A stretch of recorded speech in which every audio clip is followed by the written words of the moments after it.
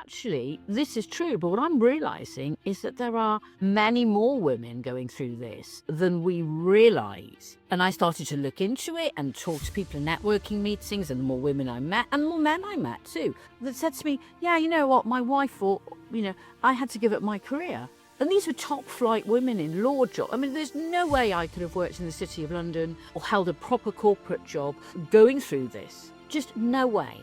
Because I would have had to have slept in the day. And even then you wake up totally exhausted. But there was nothing that helped me. The only thing that helped me somewhat was when I became a vegan for a period of time.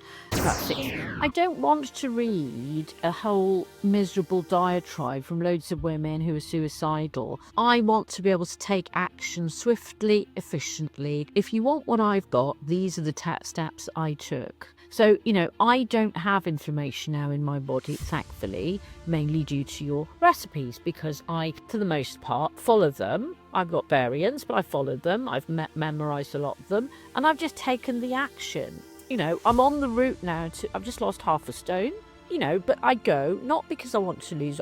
And the other thing I've had to do with weight, right, I had to accept that I am going to be big for now.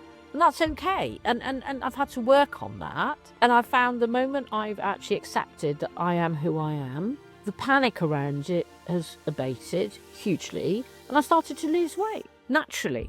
But it is about taking responsibility too, and trying to, I can emphatically say if people are struggling, go and get this book, because this was the equivalent of the Rosemary Conley hip and thigh diet book, because it did sort me days where, the man would work, the woman would stay at home. So the woman is needed economically in a household, I think, and therefore consequently, men are now having to wake up to the thought of, well, why aren't these people working? What is going on?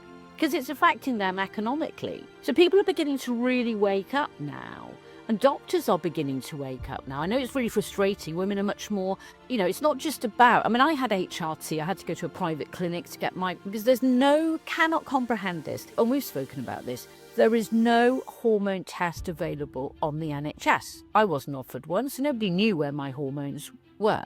And even when you get a hormone test, as you know, it's only a snapshot of where your hormones are now. The other question is, I think to answer your question directly, I think it's got to do with the economic cost to society, not just in people dropping out of work, making people, mortgages harder to pay, school fees harder to pay, daily living harder to deal with, but things like, but what happens when your parents fall? I mean, life-changingly blighting it could be. I remember, and I didn't think at the time, I had my first episode with perimenopause in 2016, and I remember it was March, and I thought it was like this big, dark vortex of depression. But it felt as if the world, it felt as if I had no balance underneath my feet. The whole world had just literally fallen down a rabbit hole. And my mind couldn't process it. I thought, I'm going mad, and I had 2 or 3 episodes like that before starting in January. I remember it distinctly, January 2019. Don't forget, I'd only just come out of prison. I had very little money, very little confidence, and I had to go networking and do all the normal things. And this thing hit me like a train. But I remember thinking, I need to go, I remember thinking, I am going mad.